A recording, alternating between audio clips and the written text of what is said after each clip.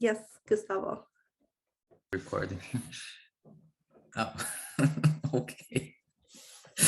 Anyway, Nina, congratulations for the presentation, and it is really nice to see how your research also grew, just like, but uh, differently from your poor cannabis plants. It grew up nicely, and yeah, it is pretty nice to follow it. Uh, And actually, well, I have a few commentary, but I actually have a more punctual question. How did you get to get Jack as your mentor? It was like a smooth process. Was he reluctant about it? Were there any tensions, or it was like a smooth experience? Because I mean, sometimes the way we present to others, the findings, uh we don't put as conflicting.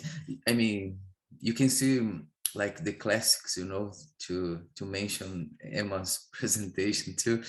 I mean, it's always more a peaceful,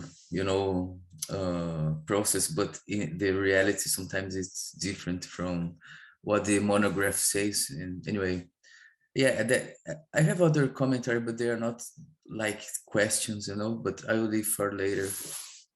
Yeah, thank you so much for that question. Um, well, one of the most important things I think that I did and I learned was my methods. So when I first was thinking about this project, I had already been in contact with a few home growers, and that's because I met them online.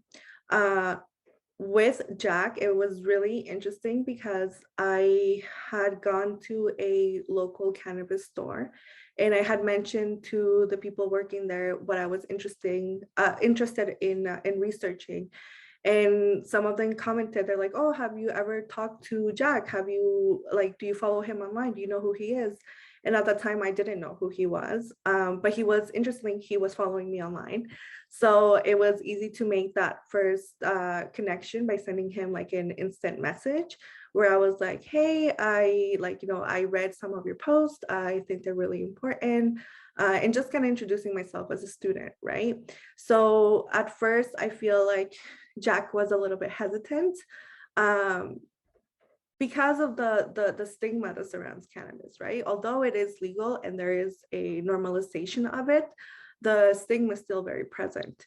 So yeah, we started to just chat online, and he was the one that commented to me that there was a Grow Cup and that he was competing in it. And so I thought that, hey, that's a great opportunity to look into what I'm curious about. So I asked him if he would be interested in working with me or being my mentor in participating in this Grow Cup, and he agreed. He was like, okay, let's work together. I'm happy to teach you. Uh, I think the hardest thing about doing this type of approach to finding like your interlocutors, right? Or this approach of meeting people is very different from classical like anthropological approaches, right? Where you kind of just land somewhere, right, where you want to research and you try to make connections with the people there. It's the same thing similarly online. However, you have to be careful online, right? Because one, you don't know who is behind the screen, right? I was lucky enough to meet someone that was truly passionate and was willing to help me navigate growing cannabis. But I also met other people that were the opposite of that.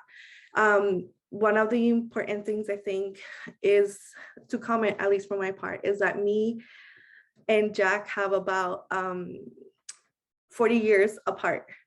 So there was some tensions in that because he comes from a time and era where cannabis was criminalized, where he experienced probably very different stigma than what I've experienced.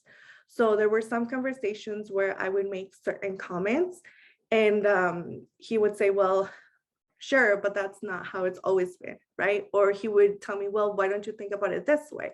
So I felt like, in a way, through our tensions, I was able to notice or to pay attention to this paradigm shift that happened, right? From a plant that was illegal to a plant being legal.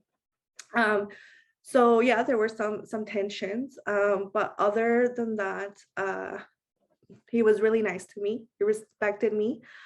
Something that is that is interesting, at least from my perspective, is that um, he allowed me always to enter his garden without permission. From the start, he said, just come through the back door of the garden and walk around, right? He's like, when you come in, he would give me instructions. I don't like, the first thing he told me, he's like, I don't want you to go and smell the flowers right away. Touch the stems, right? So he would give me like things to do like that, that I would have not thought about.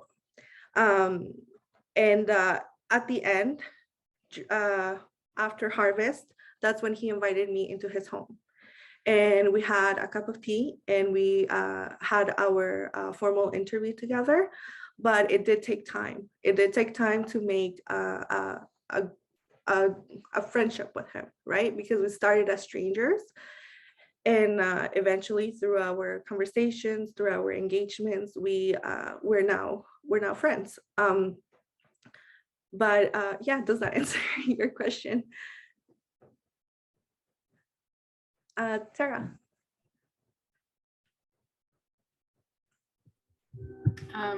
Before I ask, Julie, do you need to go? Or I called in the end. My father went to the hospital and they said, oh, your rhythm's fine. Your cardiac rhythm is fine. So he put on a gown and then put his clothes back on and went home. wow.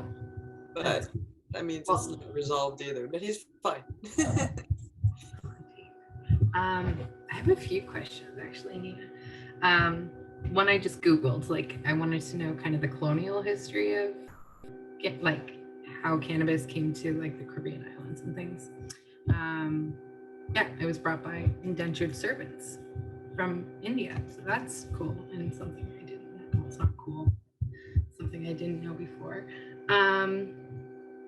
I wanted to ask about how the use of the phrase undone, and how is that like your conceptual framework for your project? Like how is that factoring in? Whose theory is this undoneness?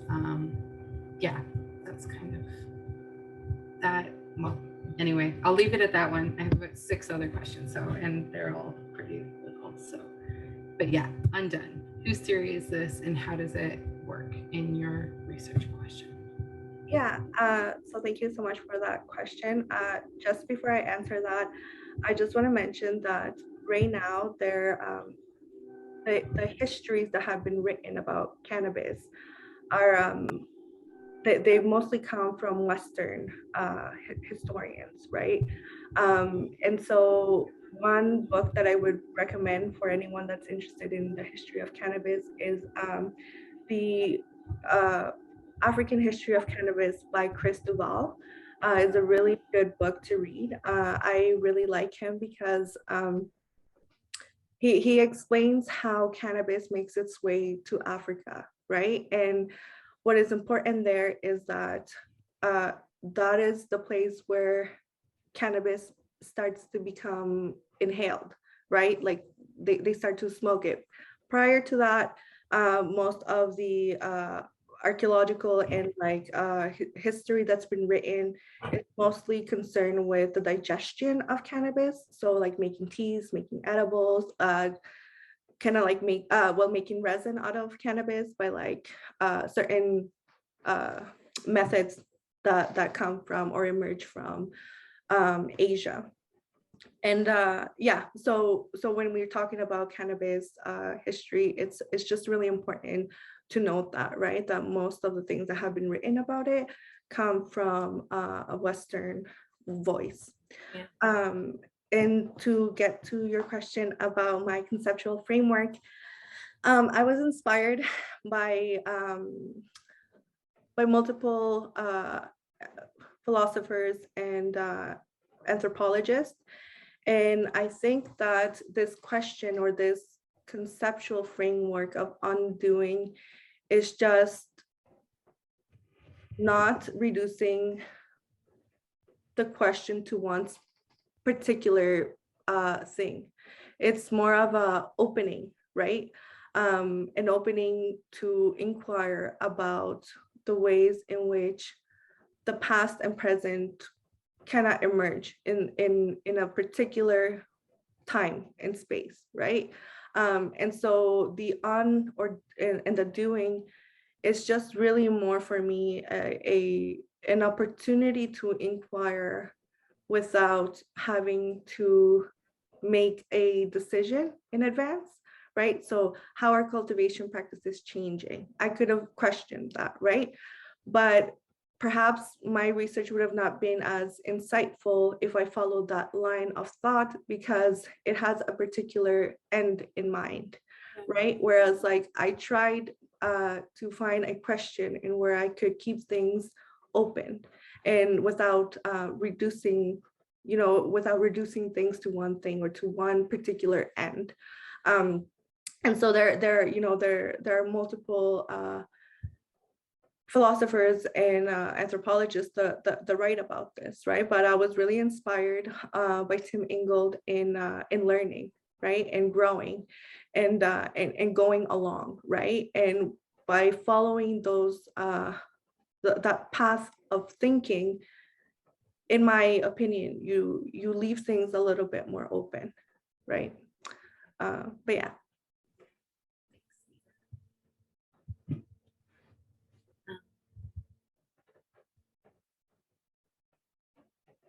Does anyone else have a question, or will I ask?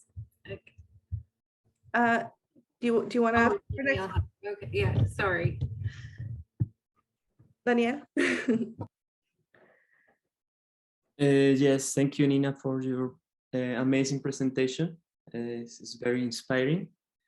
I'm reading a German and South Korean philosopher who tells that taking care of plants is also imagining the world that is upcoming. So this is this virtuality of the future through the means of taking care of plants. And I am surprised by the fact that this Cannabis Act is translates all the universal effects of cannabis into molecules, So how do you problematize this translation of plants in your research? It means that there is an alive form of being, an alive being that is breeded, that is cultivated just in order to get a proportion of THC in laboratories. So this is also a problematic thing about the world that is upcoming, the world that is being imaginated, that is being dreamed through those practices. So where is the affective dimension of plants, and how do you understand this? Thank you so much for your question, Danielle. First, I think that you pose a really interesting question in terms of like how we see the futures, right? Or imagining futures. And one of the things that I found interesting about my research was that there are cultivation practices or methods that people use to obtain certain aesthetics, okay? When it comes to the smell and taste, from what I learned and what I experienced, is that is really hard to try to control as a human.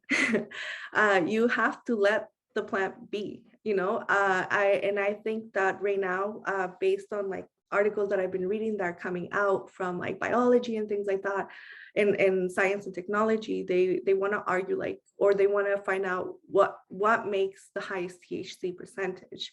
But at the moment, we don't know. We don't know what makes the highest THC percentage, right? That is really based on the plant's genetics and the plant itself and where it's grown, from my opinion. But currently there's no understanding of what makes it higher or less THC, right? Like I mentioned, there is research on trichomes and understanding the, like, will it be active? Will those components be active or not, right? That's why they look at the colors of the trichomes, where they go from like clear to like more creamy or whiter color, right? That's how they can understand the components of the plant. But in terms of growing practices or methods to obtain THC percentages, there's nothing right now. It's really just about the plant's genetics and where it's grown. For me, I think that this research project really allowed me to self-reflect on my own ethics when it comes to plant life or vegetal life. I entered the field with this preconceived idea of an end product, right?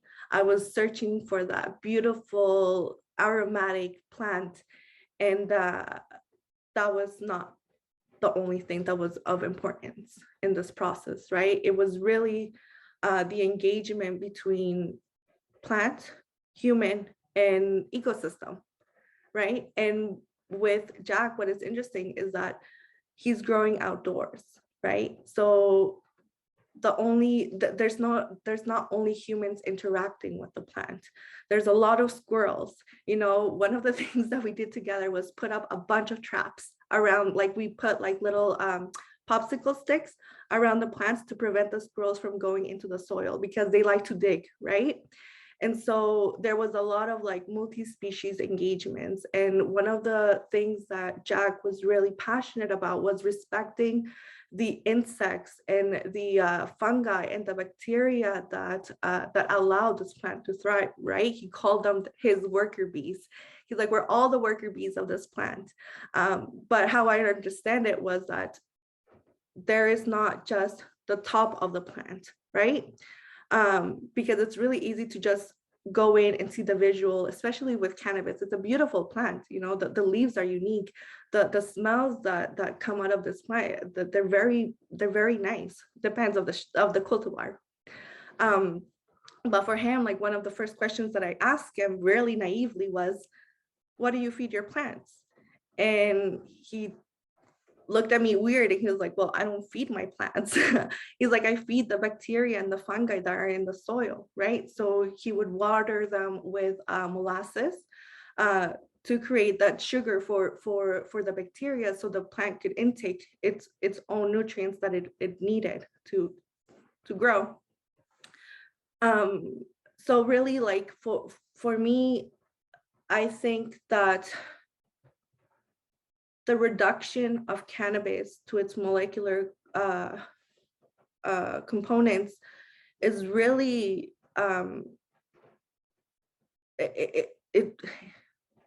it reflects the harshness of the laws and regulation, right? Because cannabis companies or cannabis companies and cannabis growers, they cannot promote cannabis, right? So the only way in which they can promote it is just by informing the public about its molecular structure. So in a way, it is the legislation that is shaping cultivation practices to want to make plants with higher THC. And it's not the other way around, because from hearing from Jack, for him, THC and CBD were like secondary things, right? For him, he chose these specific seeds or these cultivars for the purpose of making edibles. So for him, he did keep like the top cola. So those are the top flowers. Those he kept to dry and to consume through inhalation. But the rest he kept it. He kept them to make edibles. So for Jack, cannabis is more about the terpenes, right? For him, he has a whole thing about how terpenes or identifying certain terpenes allow him to know, okay, maybe I will experience such the same high as I did looking at the terpene profiles, right? But for the licensed producers now, they're really,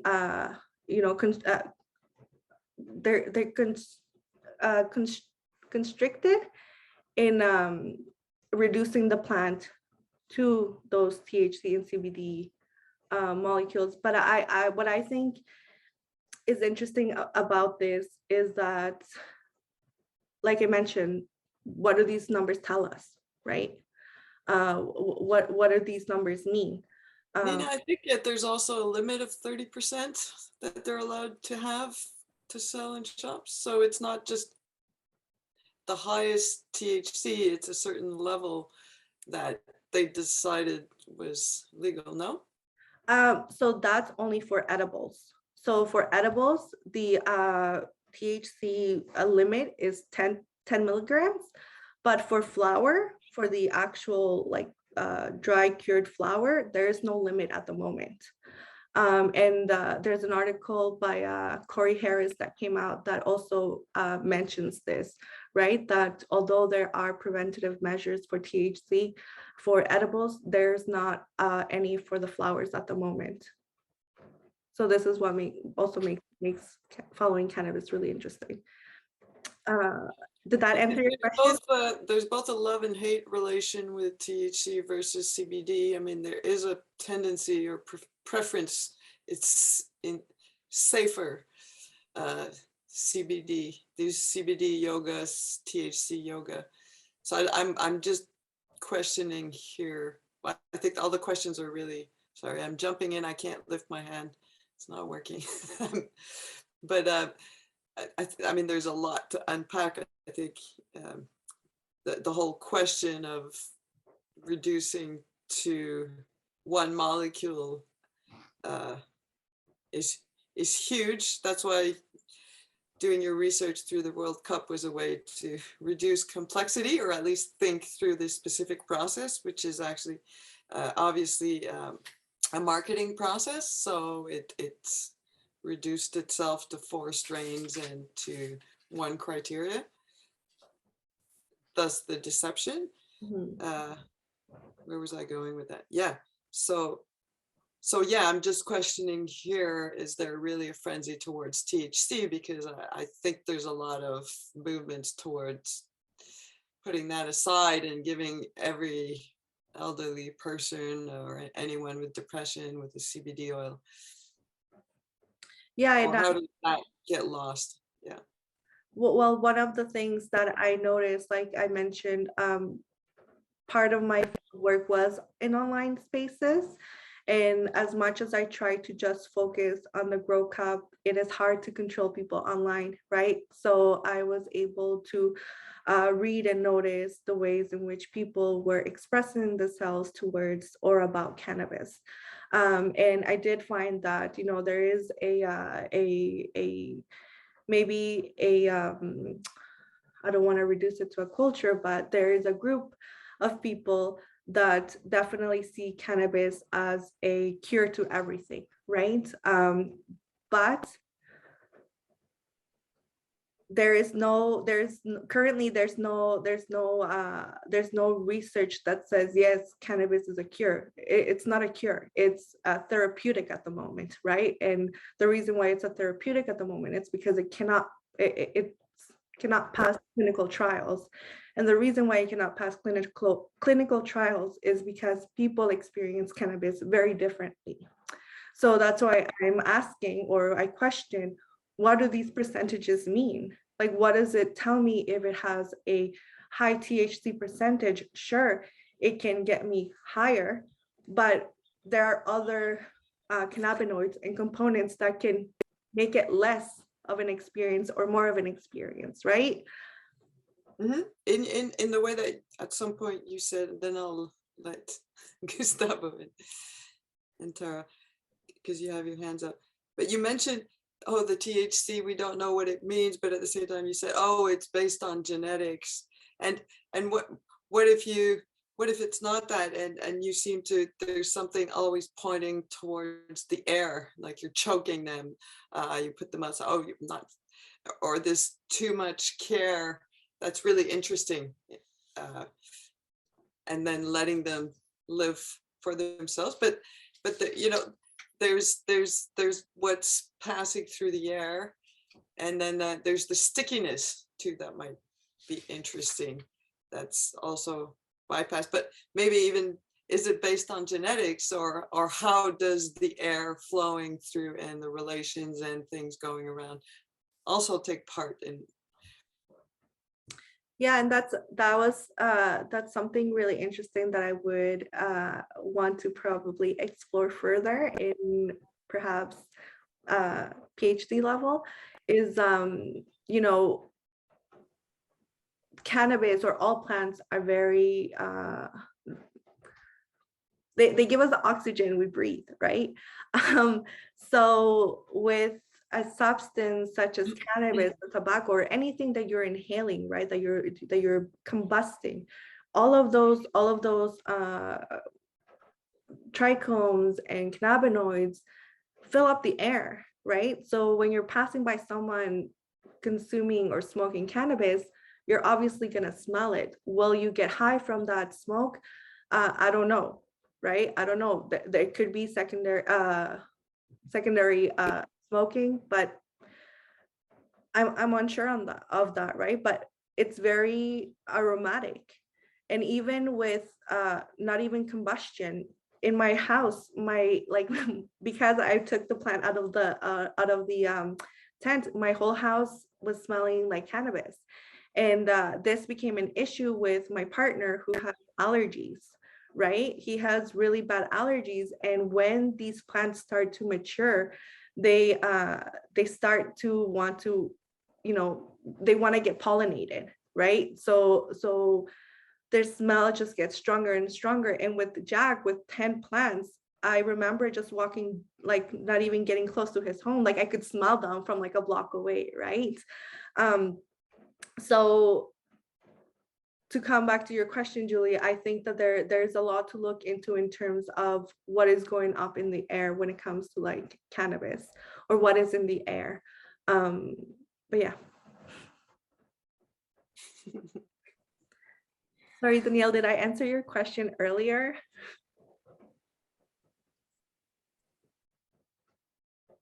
Me? Yeah, did I answer your question? Yes. I just want to make a short comment. Julie's intervention makes me think about the thickness of the terroir, It's the thickness of, we can say, an ecology of affects, relationships, etc., that could constitute the plants being in the world, And it makes me think about also about the metaphysics, the Emanuele Coccia metaphysics about plants, that we cannot reduce the plant to its only beingness isolated in the world, but there is a lot of factors, of vectors, of affects, of magifications that occur and recreate this thickness of the plant being in the world. So yeah, I think that genetics is just one component, a scientific one component in a positivist language somehow, but we have to rescue this terroir dimension, and I think that is very important in the sense that plant breeders have their own terroir and they create their own terroir for plants. So that's everything. It's just a small comment. Yeah, thank you. And just to go off that just briefly, and then I'll get to Gustavo and Tara, is that something that is really interesting from all the people that I've talked to, including Kana, who you are acquainted with, they tell me this, right? That the the way in which cannabis is going to affect you really depends on the geological location and the soil in which you grow it, right? Or how you decide to, or where in the world it grows, right? And like you said, breeders know this, and that's why they've done multiple crosses between different land racer cultivars or strains. And land racers are plants that haven't been hybridized by human intervention. They've just been pollinated through the air, right? It's natural. They pollinate each other through air. So that's interesting. But yeah, Gustavo, sorry. No problem. It's a delight to watch the discussion. So actually, it's a follow-up from Danielle's and Julie's interventions, because I, I I understand laws as kind of a semiotic device apparatus to reduce complexity, you know, into predictable behaviors from human and non-humans as well. And it is interesting to see how in this specific iteration of reduction of complexity, there is this maybe two-step translation between the genetic disposition of the plant into the molecular structure, and to be refined into these two substances, you know, terpene and THC, to only then to be understood in quantitative terms, you know. So through law, there is this standardization of the plant, okay, but there is also this regulation of discourse, you know. You can validate the this subject who was once stigmatized. You can validate him and you can bring them to mainstream only in terms of this aesthetic poverty, you know, of the description of the plant in terms of percentage. You know, you can't say, you can only say about the percentage and nothing else, you know. And then and also another interesting aspect in the start of representation, the one of the first excuses, or I don't know, justifications of the law is to protect the children, you know. I mean, the first I mean, not excuse, you know, but the first preoccupation, which I saw too during our beloved freedom fighters at Parliament, you know, they also, I saw signs, you know, we gotta protect children from QR codes, you know. So children are always, you know, in danger when we gotta take action about something, when you gotta The mask, but we also have to protect them from freezing in the trucks. yeah, no, I mean, but anyway. And it and you know, to dialogue with Daniel's commentary, it is when we create this consumer subject, you know, standardized consumer subject, there is and with it aesthetic poverty, you know, that comes with it, you know, because I think there is um, a criticism in your presentation and in your research as a whole, you know, as a aesthetic poverty of this whole process of legalization, you know. There is I think it comes with it a reduction of our capacity of dreaming and imagining other worlds, you know, Daniel, I think. And I think this is a kind of a covert or secret conflict, you know, between this kind of old school growers and now this new consumerist subject. And yeah, that's it. Yeah, just to comment back or to answer, to go back to the children, I definitely think that this is a very interesting position that the government took. And recently, a physician from Ottawa U, I think he's a postdoc, Dr. Mirand, he did a quantitative analysis of Ontario hospitals, looking at cannabis poisoning in children. And so he noticed that, so in Canada, for recreational marijuana, they had a two-step legalization, right? The first time that they legalized it, they just approved the dry flower tops, right? The buds. And then the next year in legalization 2.0, they legalized edibles.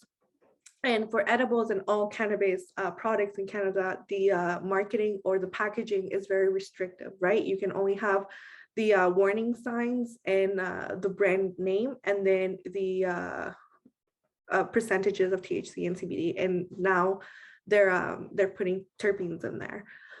So what is interesting about the study that Dr. Moran did is that he noticed that post legalization 2.0, the increases of cannabis poisoning for children increased, right?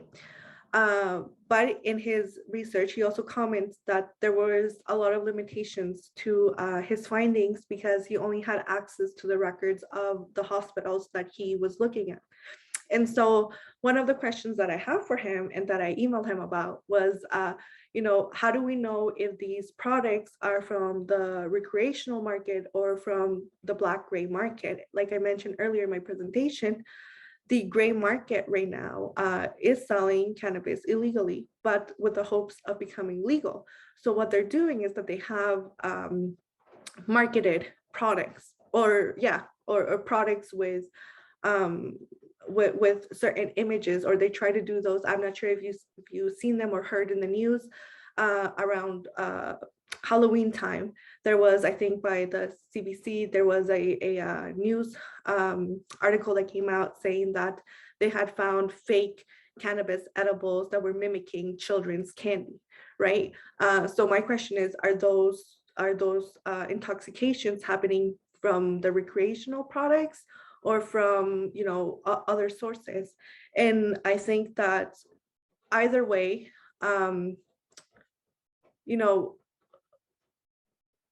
it is the parents that have the responsibility to secure those, right? Like to secure their cannabis plants somewhere or put them out of reach of children.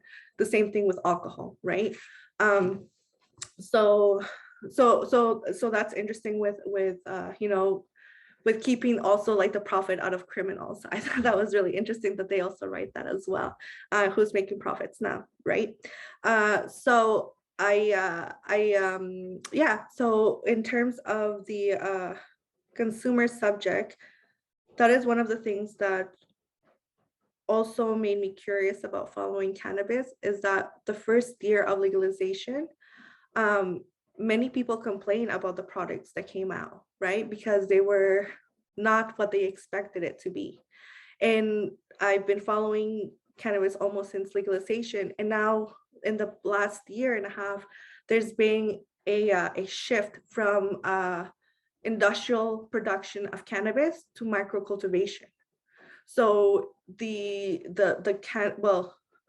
when cannabis became legalized, most of the products that were available came from industrial size cannabis production facilities. And so that level of quality did not meet the expectations of the consumer. But these companies didn't know this. Why? Because there was no data about it.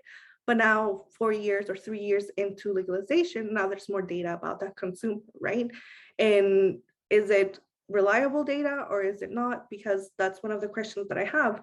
If you are only allowed to inform the consumer based on THC and CBD percentages, is that, like you're mentioning, is that creating a new consumer subject, right? Or what is that doing or undoing?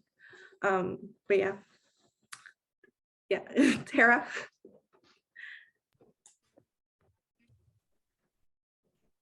Trying to put this together in my head so it comes out clever. So my question kind of revolves around this, what you said about living dirt and the implication that there's dead dirt that needs to be avoided.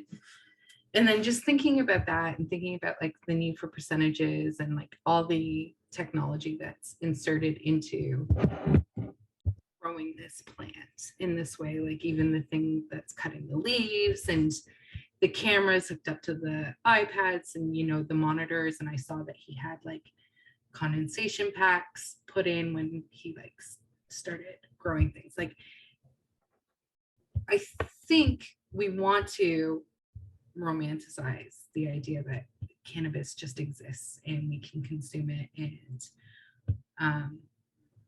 you know, have this subjective experience. And we might decry the fact that it's being judged on THC, but we're not so concerned with all the other, you know, percentages and calculations. Well, maybe we are, but like, how does someone like Jack say, you know, insist on growing it in living soil, but then at all the other stages, it seems that he's artificially manipulating the plant to grow according to him, like how he wants the plant to grow. Like, it doesn't seem like at any point it's just allowed to do its own thing, right? It's under constant surveillance. It's being trimmed. It's being, you know, it's not allowed to die on its own. It needs to be so the whole process to me, not just the fact that it's judged on THC, seems really mechanical. And how do we couple that with, you know, the idea in our head where we're going out, we're touching the plants and we're watering them and we're feeling this like sensorial experience with them, but then we still, you know, that's a lot of cannabis for him to consume. Let's say it came out at 10%, it would be maybe worthless to him, right? It's not going to get it. And now we've wasted all this plant because we need it to get to a therapeutic level. And yeah, I just don't know.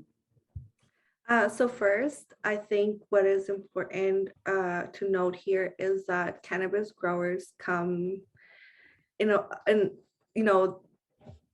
there's so many different types of cannabis growers, right? So Jack is a particular kind of organic grower where he even, told me that there are things that he doesn't share online because he doesn't want to be shamed for those practices. For example, using the mechanical trimmer, right? If there was, like he says, a real master grower would see that, they would disrespect me, right? Because that is not what they know as like, taking care of a cannabis plant, right? For them, like, it's really important to trim everything by hand. But when you have 10 plants, that can take you weeks. So, I think what I noticed in my research as well is that I think maybe perhaps it's like, I guess in terms of like maybe Donna Haraway in becoming cyborgs, right? It is that we have access to technological tools, right, that make certain labor processes easier. And also we have access to the internet now, right, at our fingertips, in our pockets. So for instance, on the day that we were harvesting, one of his neighbors that was also growing showed up with a plant full of powdery mildew. And on that day, I really noticed how our lives are not separate from what we engage in online and offline, right? Yes, we can have personas or build characters to present certain things or certain aspects of ourselves online, right? Like Jack, he presents like some of his plants and things like that, but he won't share certain technologies he uses, right? Why? Because he doesn't want to be shamed for that.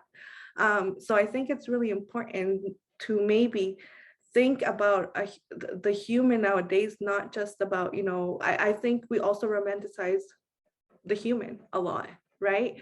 We romanticize it in a way that it's always at the top of the food chain, right? And everything else is like under it, and everything is for the human. But I think how I'm trying to approach this is more lateral, right? Or more horizontal, in the sense that I'm not putting the human at the top, right? I'm trying to see it in its entanglement in its everyday life. And so I think that, yeah, for sure, some of these practices, you know, require these technologies, or maybe not, right? Because humans have been cultivating plants for a really long time. But I think it's hard to not be also attracted to these tools, right? Especially when you have like 10 plants, or when you're like, I mentioned, me and Jack have about 40 years apart. We're 40 years apart, right? So his vision is very different from my vision. And so, you know, I saw the way that he was trying to look at it closely with like we also had the jeweler's little mirrors, yeah, the loops, and that we would look at them closely, right? But sometimes, you know, his vision wasn't the greatest, so he had to go get his iPad, or for instance, the harvesting of the plant, right? It was too much for him. He, on that day, on harvest day, he had me and another friend help him from early in the morning, right? But as the day progressed, this was during Thanksgiving weekend, his family members showed up. And what was really interesting from that experience, and that's where I kind of realized or noticed that, yeah, there is a changing perspective of cannabis in Canada, where it's becoming more acceptable. All of his family members, like one of them is also a grower, and he showed up with a pack of legal cannabis joints. And for them, it was, throughout their conversations, it was really important to consume things that were legal or staying within the legal frameworks. So that have been like subjected to regulation. So like, was it more like, they wouldn't smoke stuff that they grew themselves, or? Yeah, they would grow things, they would smoke things that they Okay. grew themselves because they are following the laws, right? Jack can consume his plants because he's following the law of being an ACMPR licensed grower. And his friend is a home grower like me, right? And if, let's say, if ever anyone would say, be curious about my plants, and the government comes into my house, or Health Canada or whatever, I'm working within the legal framework, right? Of only having the maximum of 4 plants. So for them, that is really important, right? To consume what they're approved to consume, and to consume products that are from the recreational market. So I thought that was really interesting. And then, yeah, and like about 10 family members showed up that day. I was really like surprised, and they were all happy to just go in the backyard and help him trim. So at one point, like, there was like almost 2 people per plant doing trimmings. But yeah, so I think, you know, that right now there's a lot of romanticization when it comes to like plants, I think, from the end product to the ways in which it is grown. For example, with him, you saw, you know, the mechanical trimmer, all of these technologies. But when you go or you inquire to look at the cultivation facilities for licensed producers, everything is mechanical. Yeah, I'm sorry, Nina. I don't want you to think that I was like demonizing that at all. I'm interested in how they come to relate to the plant in this space, that it is, you know, quite regulated and quite bounded by whether it's laws or growing conditions or something, but they're still cultivating an empathy for the plant, or you know, a togetherness with the plant. So where are those, when did those experiences appear? And I think you're saying, you know, when a whole family comes together to, you know, trim a plant and share in like a goal together, that's a really nice example of that, where yes, there's mechanical hands, but there's human hands, and you know, the insects that are in the soil that make it alive. But I think you can always flip the question around a little bit, because your comment is interesting. Like, there's no place for them to do, the plants to do their own thing. But if you take it from the plants, look at all what they're making humans do.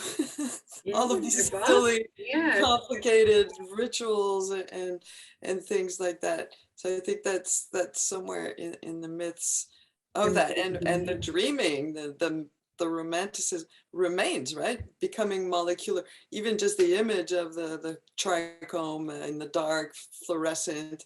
I think there's still dreaming, obviously involved, whether it's packaged or disappears in criteria. I think it's, and that with relation to that, I was coming back to your second or more specific question, what can we learn from home growers about human plant relations? If you would just cut one level of abstraction there, we don't need to just learn from, and you're not doing that. You're not just learning from the home grower. You obviously learn how to grow, and you're talking about it with much more confidence than a year ago. And so if you go, what can we learn more directly from human plant relations? And that's that. There's a lot there already, not without having to reify the home grower necessarily. You could flatten your question, and I think it's very thick and rich, and it does correspond in a way to the thickness of the air of cannabis. It's really hard to disentangle from the complexities of cannabis, because it does that. It just always sticks, because we're trying to make the research doable through all of this. I think the Cannabis Cup helps, and it gives you a thick text and description, and maybe that's enough for the thesis, the MA, and obviously there's a lifetime of of fun around this if you want. Yeah, and something that is interesting about following home growers or people that have been growing it for a while is exactly what you kind of mentioned, Tara, of this, the way in which they themselves are manipulating the plant, right? So for cannabis growers, there's a lot of different methods on like even how they train, right? There are people that train their plants. And what they mean by training is that from the beginning, they will bend some of the branches to achieve. Again, Nina, try always the exercise. Who's training who? Yeah, or the plants. Because the plants are making him bend too. Yeah, and it's all to produce top colas, right? So that like training technique is all it's for the purpose of one, making the plant look aesthetically pleasing, right? Because by like bending it and like making different shapes with it, they can even create like bonsais, right? Like I've seen some really nice bonsai plants, but I've also seen some people that have bent the plants to make like four main stems, and they look like little round bushes, right? Like they're really aesthetically pleasing. So yeah, there's just like, when it comes to like home growers, there's so many techniques and things, but yeah, like Julie mentions, it's always like turning it around, right? What is the plant making us do for it? Especially also when it comes to like pests and the other herbivores and things like that, right? Like the other day I questioned, I was like, could a spider get high? Could a ladybug get high? Could the fungi get high? Or how does that work, right? Like what are their interactions with it, right? And how does the plant even attract them? Like I mentioned with my puppy, that moment of aggression, I didn't expect that, right? Like after I finished watering the plant, like the plant's just there. But for some reason he felt compelled to attack it, right? And then when I was working with Jack, it was like so many ladybugs were on the plants, right? And he was like, let them be, don't touch them, right? Because I'm like, oh, let. He's like, no, no, no, don't touch them, let them be. Like, you don't ever touch the ladybugs. He's like, those are like my the pest controllers, right? And like he would even say, oh, today we're gonna kick out some spiders from their home, right? He's like, their lease is done or something like that.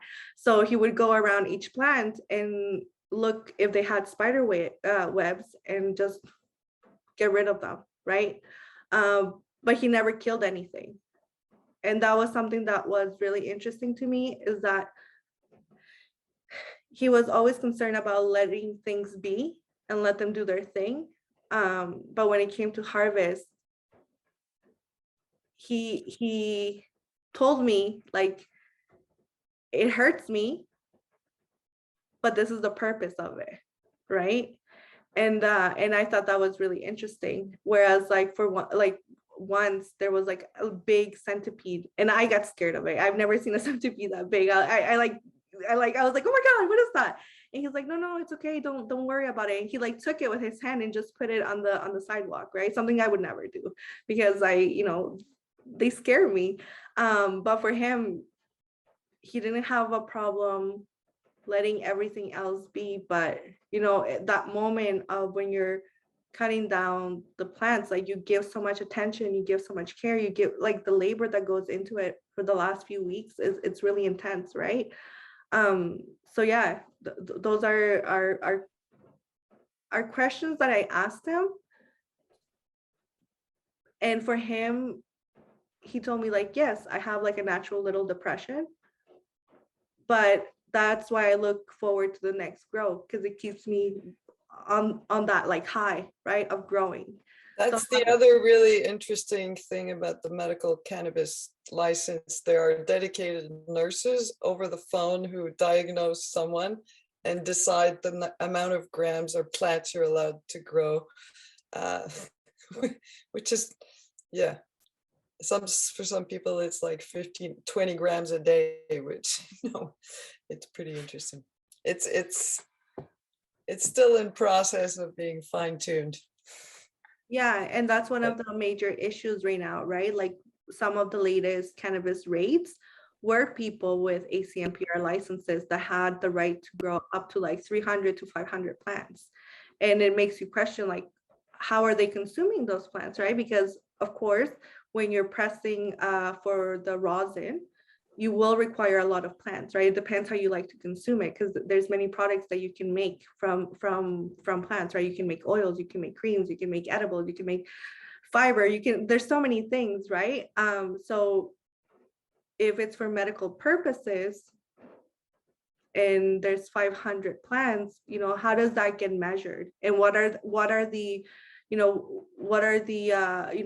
people's medical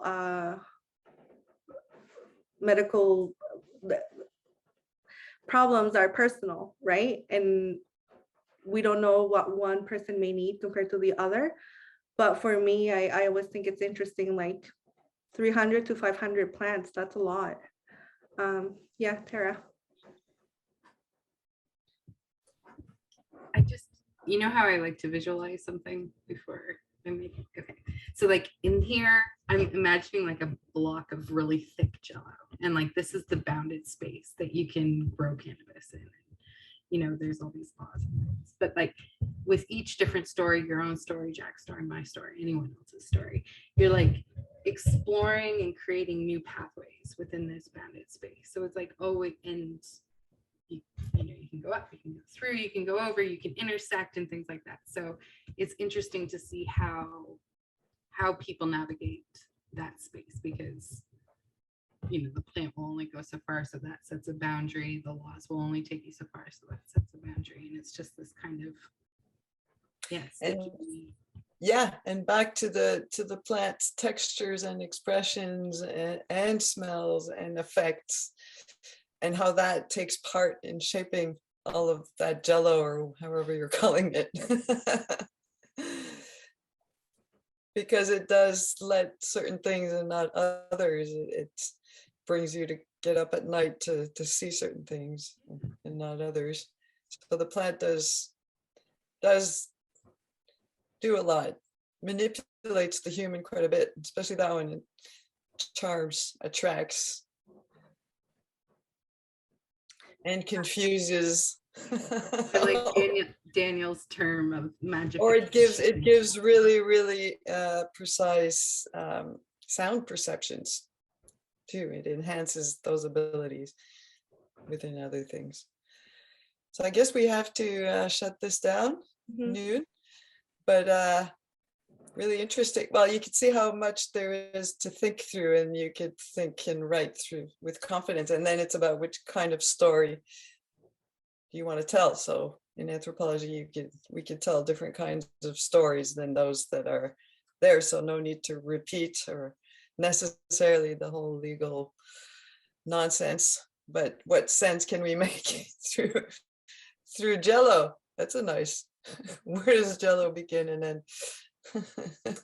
You know, it has been. I'm going to be stuck with Jello in my brain now. It's a thick jelly. You have to think of it almost like quince jelly. It's not just a wobbly Jello. So it's like, yeah, well, air is thicker. Yeah. Oh, I see. Nina, it has been, because I've been following you. There is another student mentorship session at noon on this. Oh, I see. So if you don't want to get caught, but that was very interesting discussion.